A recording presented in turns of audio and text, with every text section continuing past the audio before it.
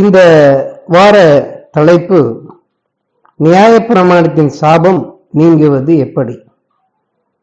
கர்த்தராகிய இயேசு கிறிஸ்துவின் பரிசுத்த நாமத்துக்கு ஸ்தோத்திரம் உண்டாவதாக. கர்த்தராகிய இயேசு கிறிஸ்து தாமே நமக்கு விளக்குவாராக. ஆமென். அவர் இயேசு தமது ஜனங்களின் பாவங்களை நீக்கி அவர்களை ரட்சிப்பார் என்று மத்தேயு 1:21 வாசிக்கிறோம். இங்கே நாம் கவனிக்க வேண்டியது, எல்லோருடைய பாவங்களையும் நீக்கி இயேசு ரட்சிக்கப் போவதில்லை. தமது ஜனங்களின் பாவங்களை மாத்திரம்தான் நீக்கி ரட்சிக்கிறார். அவரை பிதா என்பவர்களே அவருடைய ஜனங்கள், அவருடைய பிள்ளைகள். 1 யோவான் 3:4 பாவம் செய்கிற எவனும் நியாயப்பிரமாணத்தை மீறுகிறான், நியாயப்பிரமாணத்தை மீறுகிறதே பாவம் என்று பார்க்கிறோம். நியாயப்பிரமாணத்தில் தேவனுடைய கட்டளைகள் உள்ளன. தேவனுடைய கற்பனைகளை மீறும்போது நியாயப்பிரமாணம் மீறப்படுகிறது. 1 தீமோத்தேயு 1:5 படி கற்பனையின் பொருள் என்னவெனில், சுத்தமான இருதயத்திலும் நல் மனசாட்சியிலும் மாயமற்ற விசுவாசத்திலும் பிறக்கும் அன்பே. இந்த வசனத்தில் இருந்து நமக்கு என்ன தெரிய வருகிறது என்றால், தன்னை படைத்த தேவன் மீது அன்பில்லாதவன் தான் தேவனுடைய கற்பனையை மீறுவான். கர்த்தரை நேசிக்கிறவன் கற்பனையின்படி நடப்பான். ஏனென்றால் 1 யோவான் 4:8 படி அன்பில்லாதவன் தேவனை அறியான். தேவன் அன்பாகவே இருக்கிறார். மேலும் கட்டளையை காத்துக் கொள்ளுகிறவன் தன் ஆத்துமாவை காக்கிறான், தன் வழிகளை அவமதிக்கிறவன் சாவான் என்று நீதிமொழிகள் 19:16 சொல்லுகிறது. நியாயப்பிரமாணத்தின் சாபம் ஆத்தும மரணம். ஏனென்றால் இந்த மரணமே பாவத்தின் சம்பளம் என்று ரோமர் 6:23 சொல்லுகிறது. எல்லோருக்கும் நியாயப்பிரமாணத்தை கடைபிடிக்க விடாமல் அவயவங்களை பாவ பிரமாணம் சிறையாக்கி போட்டது என்று ரோமர் 7:23 சொல்லுகிறது. சாத்தான் கர்த்தருடைய கட்டளையை முதல் மனிதனாகிய ஆதாமை மீற வைத்து பாவ பிரமாணத்திற்கு அடிமைப்படுத்தி விட்டான்.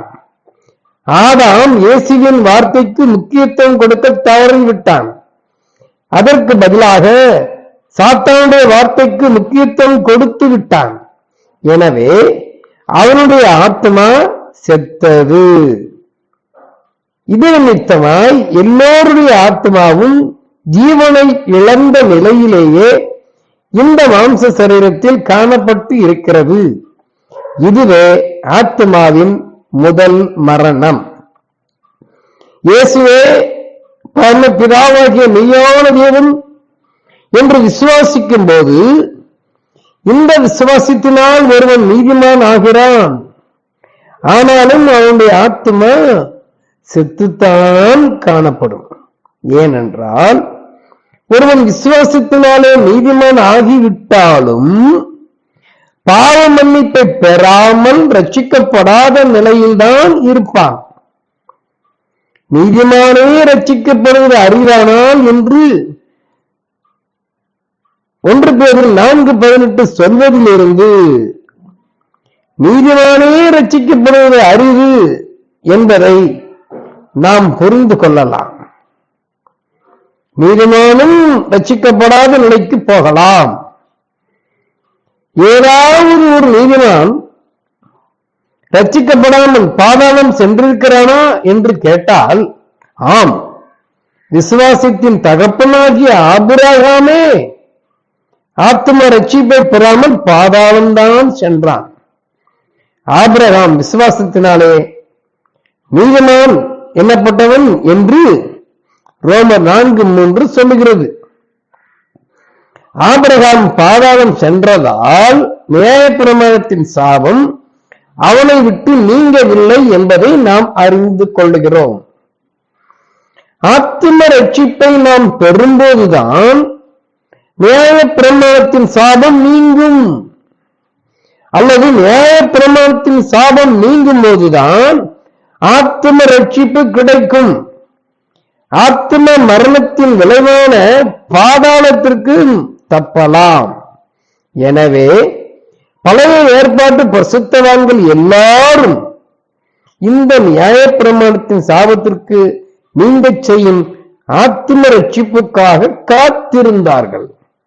ஆனாலும் அவர்கள் எல்லோரும் விசுவாசத்தினாலே நற்சாட்சி பெற்றும், அதாவது கிறிஸ்துவே யெகோவா என்று விசுவாசித்தும் வாக்குத்தத்தம் பண்ணப்பட்ட ஆத்தும ரட்சிப்பை அடையாமற் போனார்கள் என்று எபிரேயர் 11:39 மூலம் புரிந்து கொள்ளுகிறோம். இன்று உள்ள கிறிஸ்தவர்கள் எண்ணப்பட்டவர்களில் அநேகர் இயேசுவை ஏசாயா 9:6 சொல்லப்பட்ட நித்திய பரமபிதா என ஏற்றுக்கொள்ளாதபடியினால் நீதிமான்கள் ஆகாத நிலையில் தான் இருக்கிறார்கள். ஏசாயா 9:6 இயேசுவை நித்திய பிதா என்றுதானே எழுதப்பட்டுள்ளது. நான் எப்படி நித்திய பரமபிதா என்று சொல்ல முடியும் என்று நாம் நினைக்க கூடாது. ஏனென்றால் 1 கொரிந்தியர் 15:47 இயேசுவை வானத்திலிருந்து, அதாவது பரலோகத்திலிருந்து வந்த கர்த்தர் என்று சொல்லப்பட்டுள்ளது. மேலும் சங்கீதம் 89:18-26 ஆகிய வசனங்களின்படி கர்த்தர் என்றால் பிதா என்று அர்த்தம். மல்கியா 2:10 படி கர்த்தராக இயேசு கிறிஸ்து என்று சொன்னாலே ஒரே பிதாவாகிய இயேசு கிறிஸ்து, அந்த ஒரே பிதா இயேசு கிறிஸ்து தான் என்பது பொருள். இந்த அர்த்தத்தை அநேகர் மறுதலிக்கின்றனர். அதற்கு காரணம் பரிசுத்த ஆவியானவரை அவர்கள் கிறிஸ்துவின் ஆவி அல்ல, வேறொரு ஆவி என்று சொல்லி அதற்கு யோவான் 14:16 வேறொரு தேற்றவாளன் என்று எழுதப்பட்டிருப்பதை குறிப்பிடுகிறார்கள். லூக்கா 1:3 சொல்லப்பட்ட பரிசுத்த ஆவியை 1 கொரிந்தியர் 12:3 படி தேவனுடைய ஆவி, கலாத்தியர் 4:6 படி குமாரனுடைய ஆவி, அப்போஸ்தலர் 8:39 படி கர்த்தருடைய ஆவி, மத்தேயு 10:20 படி பிதாவின் ஆவி, 1 பேதுரு 1:11 படி கிறிஸ்துவின் ஆவி, 2 தீமோத்தேயு 3:16 படி தேவாவி, ஏசாயா 32:15 படி உன்னதத்தின் ஆவி என்று வெவ்வேறு நாமங்களில் நமது ஆவியை தேவன் வேதத்தில் குறிப்பிடுகிறார். எல்லா நாமங்களும் ஒரே ஆவியையே குறிப்பிடுகின்றன. வேறொரு தேற்றவாளன் என்றால் வேறொரு ஆவியை அல்ல, கிறிஸ்துவின் ஆவியே. யோவான் 4:24 படி தேவன் ஆவியாக இருக்கிறார் என்பதை வைத்து தேவனுக்கு ரூபம் இல்லை என்பதோ, பிதாவாகிய தேவன் வேறுநவர், ஆவியாக இருக்கிற தேவன் வேறுநவர் என்று சொல்வதோ தவறானதாகும். ஏனென்றால் தமது மகிமையிலே ரூபமுடையவராய் இருக்கும் ஒரே தேவனே ஒரே நேரத்தில் காணக்கூடாத நித்திய ஆவியாயும் காணக்கூடிய ஆவியின் சரீரமாயும் உலகில் வாழ்ந்த நாட்களில் காணக்கூடிய மாம்ச சரீரமாயும் இருக்க முடியும் என்பதை நாம் விசுவாசிக்க வேண்டும்.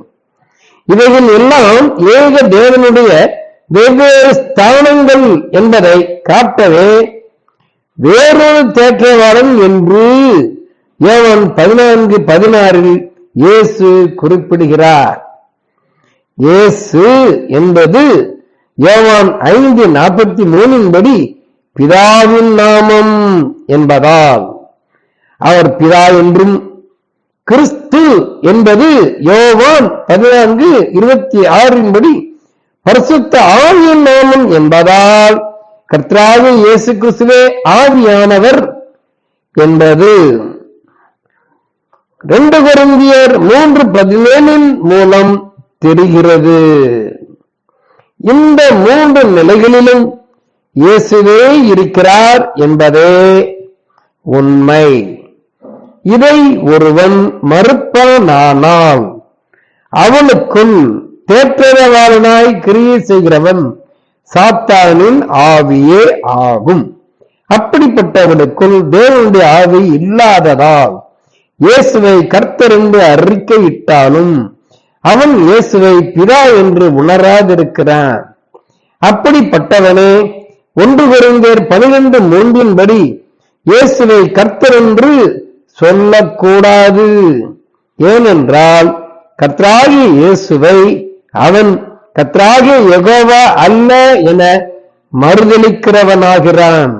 இயேசுவை யெகோவா அல்ல என்பவன் 1 கொரிந்தியர் 12:5-6 படி கர்த்தர் ஒருவரே, தேவன் ஒருவரே என்பவைகளையும் கிறிஸ்துவின் ஆவி பரிசுத்த ஆவி அல்ல என்பவன் 1 கொரிந்தியர் 12:4 படி ஆவியானவர் ஒருவரே என்பதையும் ஒத்துக்கொள்ளாதவனாயும் மறுதலிக்கிறவனாயும் ஆகிறான்.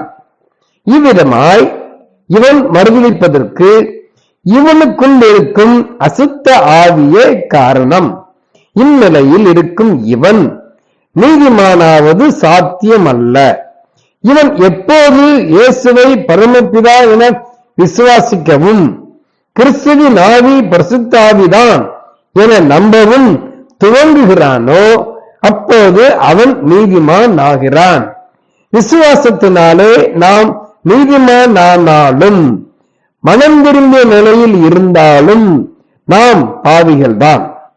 மனம் திரும்பிய நிலையை பாவத்துக்கு மறித்த நிலை என ரோமர் 6:3 குறிப்பிடுகிறது. இந்த நிலையிலும் நியாயப்பிரமாணத்தின் சாபம் நமக்குள் இருக்கத்தான் செய்யும். அதாவது நமது ஆத்மா ஜீவனை பெற்றுக் கொள்ளாமல் தான் காணப்படும். பாவத்துக்கு மறித்த நாம் நீதிக்கு பிழைக்க வேண்டும்.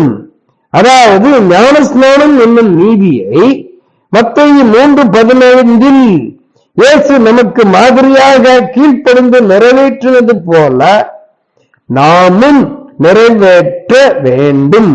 யோவான் கிறிஸ்து இயேசுவில் விசுவாசிகளாய் இருக்க வேண்டும் என்று ஜனங்களுக்கு சொல்லி மனம் திரும்பலுக்கு ஏற்ற ஞானஸ்நானத்தை கொடுத்தான் என்று யோவான் 19:4 காண்கிறோம். அப்போஸ்தலர் 19:4 காண்கிறோம். மனம் திரும்புதல் மாத்திரம் ரட்சிக்கும் என்றால் மனம் திரும்பிய எத்தனையோ புறமதத்தினர் ரட்சிப்புக்குள் வந்து விடுவர். ஆனால் மனம் திரும்பின பாவங்கள் மன்னிக்கப்பட வேண்டும். இந்த மன்னிப்புதான் ரட்சிப்பு என்று லூக்கா 1:77 வாசிக்கிறோம். நம்முடைய பாவங்கள் மன்னிக்கப்படும் போதுதான், அதாவது ரட்சிக்கப்படும் போதுதான் நியாய பிரமாணத்தின் சாபத்திற்கு, அதாவது ஆத்ம மரணத்திற்கு நாம் தப்பிக்க முடியும். பாவம் மன்னிக்கப்பட ரட்சிக்கப்பட நாம் செய்ய வேண்டியது என்ன? 1. இயேசுவை பரமபிதா என விசுவாசிப்பது. முதலாவது இயேசுவை பரமபிதா அல்லது யெகோவா அல்லது காணக்கூடிய தேவனாய் வந்த காணக்கூடாத சேனைகளின் கர்த்தர் என்று நாம் விசுவாசிக்க வேண்டும். இதுதான் தேவன் மீது நாம் வைக்கும் அன்பாகும். அப்போது முதலாம் பிரதான கற்பனையை நாம் நிறைவேற்றுகிறோம். இந்த முதலாம் கற்பனையை நாம் நமது முழு இருதயத்தோடும் முழு ஆத்மாவோடும் முழு பலத்தோடும் முழு மனதோடும் சற்றும் சந்தேகப்படாமல் நிறைவேற்ற வேண்டும். எவ்வளவாகிலும் சந்தேகப்படாமல் விசுவாசத்தோடே இருக்க கடவுள். சந்தேகப்படுகிறவன் காற்றினால் அடிபட்டு அலைகிற கடலின் அலைக்கு ஒப்பாய் இருக்கிறான். அப்படிப்பட்ட மனுஷன் தான் கர்த்தரிடத்தில் எதையாயினும் பெறலாம் என்று நினையாதிருப்பானாக. ரட்சிப்பை பெறவே கிடைக்கும் என்று நம்ப வேண்டாம். இருமனம் உள்ளவன் தன் வழிகளில் எல்லாம் நிலையற்றவனாய் இருக்கிறான் என்று யாக்கோபு 1:6 முதல் 8 ஆகிய வசனங்களில் பார்க்கிறோம். எனவே இயேசுவை நமக்கு நித்திய பரம பிதாவே என்று நாம் தீர்க்கமாயும் உறுதியாயும் ஆழமாயும் நம்ப வேண்டும். வெளிச்சத்தையும் வெப்பத்தையும் தருகிற சூரியனை கண்டால் கண் கூசும். ஆனால் நீதியின் சூரியனாகிய தேவன் சூரியனை விடவும் பலமடங்கு பிரகாசமானவர் என்பதால் தேவனை அந்த உன்னத மகிமையான ஒளிமயமான இடத்தில் ஸ்தானத்தில் வைத்து ஒருவரும் இதுவரை காணவும் இல்லை, ஒருவரும் காண போவதும் இல்லை. இந்த இடத்தில் ஸ்தானத்தில் இருப்பது இயேசுதான் என்பதை தேவன் தம்முடைய காலங்களில் வெளிப்படுத்துவார் என்று 1 தீமோத்தேயு 6:15 வாசிக்கிறோம். இயேசுதான் பிதா என்கின்ற விசுவாசத்தினால் மாத்திரமே ஒருவன் நீதிமானாக முடியும். இயேசு தேவனுடைய குமாரன் என்று விசுவாசித்தால் நீதிமானாக முடியாது. இயேசு தேவனுடைய குமாரனாகிய கிறிஸ்து, அதாவது தேவனுடைய குமாரனாய் உருவெடுத்து வந்த யெகோவா என்று விசுவாசிக்க வேண்டும். ஏனென்றால் கிறிஸ்துவே யெகோவா. கொலோசியர் 2:9 படி தேவத்துவத்தில் பரிபூர்ணம் உள்ளவர் இயேசு என்பதை விசுவாசிக்க வேண்டும். ஆரியர்கள் மார்க் 13:32 குமாரனும் அறியார் என்கின்ற பகுதியை இடைச்செருகி இயேசு சர்வ ஞானி அல்ல என்கின்ற பொய்யை விதைத்திருப்பதை நாம் நம்பக்கூடாது. நாமும் தேவன் நம்மிலும் பெரியவர் என்று சொல்ல வேண்டும் என்பதற்கு மாதிரி காண்பிக்கவே பிதா என்னிலும் பெரியவராய் இருக்கிறார் என்று யோவான் 14:28 இயேசு சொன்னாரே அன்றி தாம் பிதா அல்ல என்று காண்பிக்க அப்படி சொல்லவில்லை. இயேசு பிதா இல்லை என்போமானால் அவர் தேவனும் இல்லை என்கின்றோம் என்றே அர்த்தம்.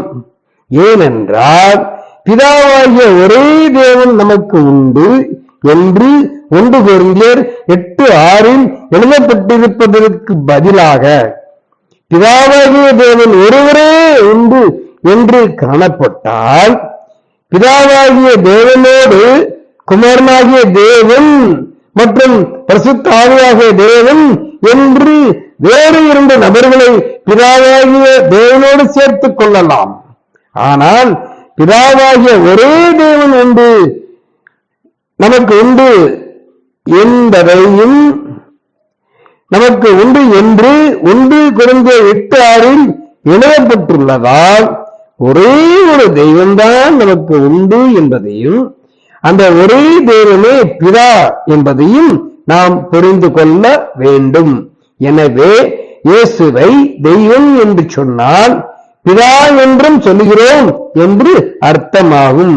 மாறாக இயேசுவை பிதா இல்லை என்று சொன்னால் இயேசுவை தேவன் இல்லை என்று சொல்லுகிறோம் என்று அர்த்தமாகும். இனி யாராவது இயேசுவை பிதா அல்ல என்று சொல்ல முற்படுவார்களானால் ஐயோ நாம் இயேசுவை தேவனில்லை என்று சொல்லுகிறோம் என்பதை நினைவிற்கொள்ளுங்கள்.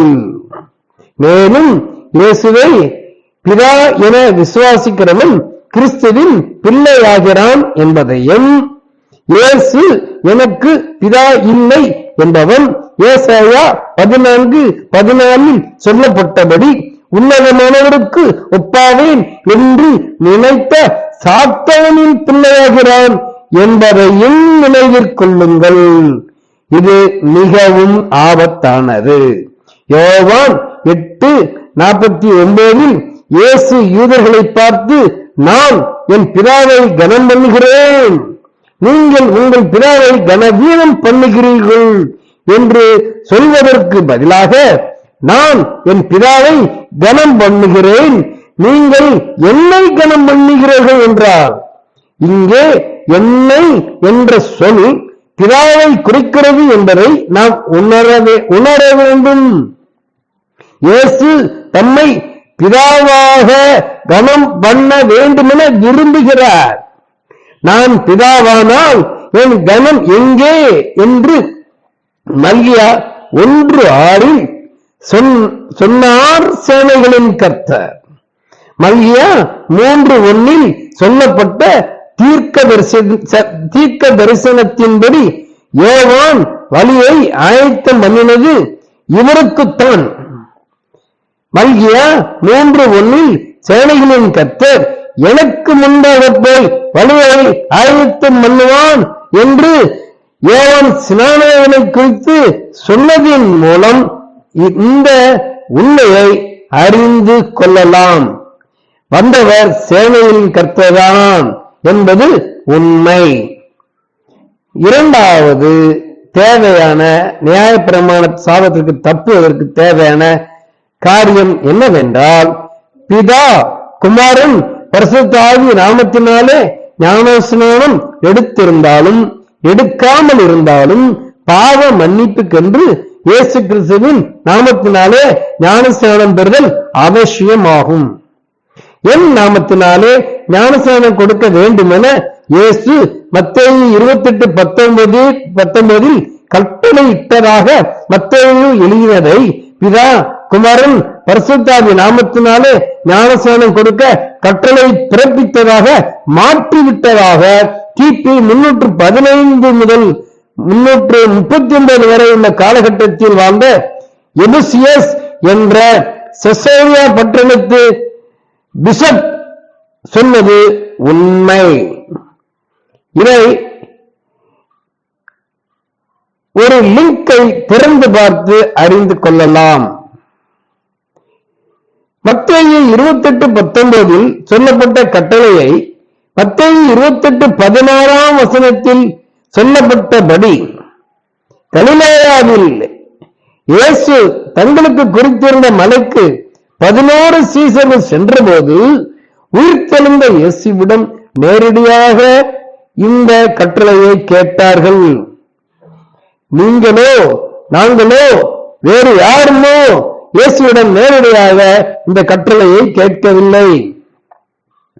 கிறிஸ்துவின் சிலுவை மரணத்திற்கு பின்பு இந்த கட்டளையை இயேசுவிடம் கேட்ட 11 சீசர்களில் சிலர் கொலை செய்யப்பட்டதால் சீரடிக்கப்பட்ட மற்ற சீசர்களும் அப்போஸ்தலர்களும் ஞானஸ்நானம் கொடுத்த போது கர்த்தராகிய இயேசுவின் நாமத்தையே பயன்படுத்தியதாக வேதம் கூறுகிறது. அவர்களோ மற்றும் அவர்களுக்கு பின்பு வந்த பவுலை போன்ற மற்ற அப்போஸ்தலர்களோ வேறு எந்த நாமத்தினாலேயோ அல்லது பிதாக்குமாரன் பரிசுத்த ஆவி என்று சொன்ன நாமத்தினாலேயோ ஞானஸ்நானம் கொடுத்ததாக வேதத்தில் எங்கும் காணப்படவில்லை. அப்போஸ்தலர் தீர்க்கதரிசிகள் என்பவர்களுடைய அஸ்திவாரத்தின் மேல் கட்டப்பட்டவர்களுமாய் இருக்கிறீர்கள்.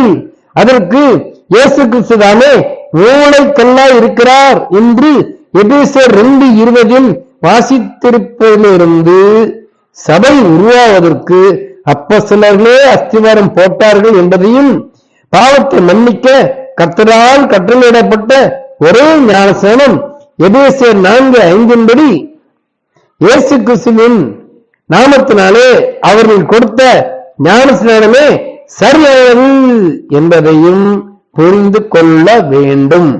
கர்த்தராகிய இயேசு கிறிஸ்துவின் நாமத்தினாலே கொடுக்கப்படும் ஞானஸ்நானத்திற்கு எபிரேயர் 5:9 படி அனைவரும் கீழ்ப்படிந்து லூக்கா 1:77 சொல்லப்பட்ட பாவ மன்னிப்பாகிய நித்திய ரட்சிப்பை பெற்றுக்கொள்ள அனைவரையும் அழைக்கிறோம். அப்போதுதான் நியாயப்பிரமாணத்தின் சாபம் நம்மை விட்டு நீங்கும். அப்போஸ்தலர் 4:12 படி இயேசுவாலே அன்றி வேறு ஒருவராலும் ரட்சிப்பு இல்லை. நாம் ரட்சிக்கப்படும் படிக்கு வானத்தின் கீழெங்கும் மனுஷனுக்குள்ளே இயேசுவின் நாமமே அல்லாமல் வேறொரு நாமம் கட்டளையிடப்படவும் இல்லையே. பாவ மன்னிப்பாகிய ரட்சிப்பை பெறத்தான் நாம் ஞானஸ்நானம் எடுக்கிறோம் என்று அப்போஸ்தலர் 2:38 பரிசுத்த ஆவியானவர் பிறகுக்குள்ளிருந்து நமக்கு கற்பித்திருக்கிறார் என்பதை நினைவிற்கொள்ளுங்கள். நமது பாவங்கள் நிவர்த்தி செய்யப்படும் பொருட்டு நாம் மனம் விரும்பி குணப்படுதல் அவசியம் என்பதே 3வது தேவையான காரியம். நியாய பிரமாணத்தின் சாபத்திற்கு தேவையான 3வது காரியம். தன் பாவங்களை மறைக்கிறவன் வாழ்வடைய மாட்டான். அவைகளை அறிக்கை செய்து விட்டு விடுகிறவனோ இரக்கம் பெறுவான் என்று நீதிமொழிகள் 28:13 வாசிக்கிறோம். கர்த்தருக்கு மறைவானது நம்முடைய வாழ்க்கையில் ஒன்றுமில்லை. உலகத்திற்கு மறைத்து நாம் செய்கின்ற பாவங்களை நாம் நிறுத்தி அதை மற்ற மனிதர்களிடமல்ல, யோவான் 15:14 சொல்லப்பட்டபடி இயேசுவை நமது சிநேகிதனாக பாவித்து அவரிடமே சொல்லி நாம் செய்கின்ற பாவங்களை அல்லது நிறுத்திவிட்ட பாவங்களை முழுவதுமாக விட்டுவிட பலன் கேளுங்கள். அவர் நமக்கு பலன் கொடுப்பார். அப்போது விட்டுவிட்ட அந்த பாவங்கள் மீண்டும் இனி நமக்குள் இந்த உலகத்தில் நாம் வாடும் வரை உயிர் பெறாது. இதுவே பாவங்கள் நிவர்த்தி செய்யப்படும் பொருட்டு நாம் மனம் திரும்புகிற நிலை. அப்போதுதான் நமக்கு பாவ மன்னிப்பாகிய ரட்சிப்பு கிடைத்து நமது ஆத்மா உயிர் வரும். ஆத்மா மரணமாகிய நியாய பிரமாணத்தின் சாபமும் நீங்கும். இயேசுவின் நாமத்தினாலே ஞானஸ்நானம் எடுத்து விட்டால் மாத்திரம் பாவங்கள் மன்னிக்கப்பட்டு விடாது. நாம் செய்து வருகிற பாவங்கள் நமக்கு உணர்த்தப்படும் போது அதன் செயலில் இருந்து நிரந்தரமாக விடுதலை பெற வேண்டும். மனம் திரும்பாத பாவங்களை கர்த்தர் எப்படி மன்னிக்க முடியும்? முடியாதே. நாம் மனம் திரும்பிய பாவங்களை இயேசு கிறிஸ்து நாமத்தினாலே பெற்ற ஞான ஸ்நானத்தினாலே மன்னிக்கப்பட்டிருந்தாலும் நாம் மனம் திரும்பாத பாவங்கள் அநேகம் நமக்குள் இருப்பதால் நாம் ரட்சிக்கப்பட்ட நிலையில் இருந்தாலும் பாவிகள்தான் என்பதை நாம் நினைவில் கொள்ள வேண்டும். அறியாமையின் காரணமாக மனம் திரும்பாதிருந்தால் மாத்திரமே அந்த பாவங்களை கர்த்தராகிய இயேசு நமக்கு மன்னிப்பார். அப்போஸ்தலர் 17:30 சொல்லப்பட்டபடி அறியாமையுள்ள காலங்களை தேவன் காணாதவர் போல் இருந்தார். இப்பொழுதோ மனம் திரும்ப வேண்டும் என்று எங்கும் உள்ள மனுஷர் எல்லாருக்கும் கட்டளை இடுகிறார்.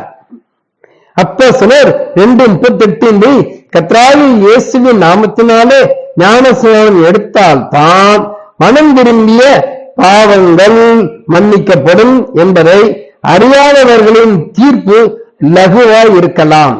ஆனால் அப்போஸ்தலர் 2:38 படி கர்த்தராகிய இயேசுவின் நாமத்தினாலே ஞானஸ்நானம் எடுத்தால் பாவ மன்னிப்பு கிடைக்கும் என்பதை அறிந்தும் இந்த ஞானஸ்நானத்துக்கு கீழ்ப்படிய மறுக்கிறவர்களின் நியாய தீர்ப்பு இயேசுவின் நாமத்தை குறைத்து மதிக்கிறபடியால் நிச்சயம் கடுமையாக இருக்கும். இப்படிப்பட்டவர்களுக்கு மனம் திரும்பிய பாவங்களும் மன்னிக்கப்படாது. அவர்களுடைய ஆத்மா ஜீவன் பெறாமல் இருப்பதால் நியாய பிரமாணத்தின் சாபத்திற்கு உட்படும். என் பரிசுத்த நாமத்துக்கு வைராக்கியமாய் இருப்பேன் என்று எசேக்கியேல் 39:26 கர்த்தர் சொல்லியிருக்கிறார் என்பது நமக்கு ஞாபகம் இருக்கட்டும்.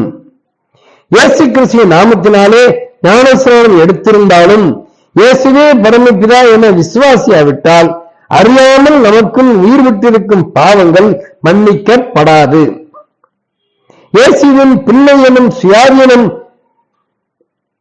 சுயாதீன உரிமையும் இல்லாமல் போகும். அப்போது சுயாதீன பிரமாணம், அதாவது அன்பின் பிரமாணம், அதாவது கிருபையின் பிரமாணம் செயல்படாமல் போகும்.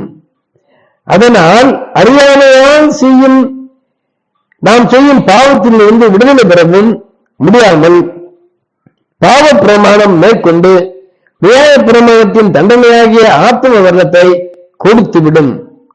எனவே நியாய பிரமாணத்தின் சாபமாகிய ஆத்ம பலத்திற்கு தப்ப தேவையான 3 நினைவில் கொள்ளுங்கள். 1. இயேசுவை நித்திய பரமபிதா என விசுவாசிப்பது. 2. நிலையான மனம் திரும்புதலை அடைவது. 3. கர்த்தராகிய இயேசுவின் நாமத்தினாலே கொடுக்கப்படும் ஞான ஸ்நானத்திற்கு கீழ்ப்படிவது. இவைகளில் யாதொன்றும் குறைவுபட்டால் நமக்குள் யாதொன்றும் குறைவிடாமல் நமக்குள் இருந்தால் நாம் நியாய பிரமாணத்தின் சாபத்திற்கு நிச்சயம் தப்பலாம்.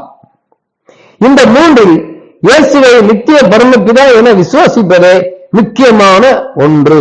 ஏனென்றால் இந்த விசுவாசம் ஒருவனுக்குள் இருக்கும் போது விசுவாச பிரமாணம் என்னும் பிதாவாகிய இயேசுவின் அன்பின் பிரமாணத்தின், அதாவது கிருபையின் பிரமாணத்தின் மூலம் அறியாததின் காரணமாக மனம் திரும்பாமல் நமக்குள் இருக்கும் பாவங்களும் சேர்த்து மன்னிக்கப்படும்.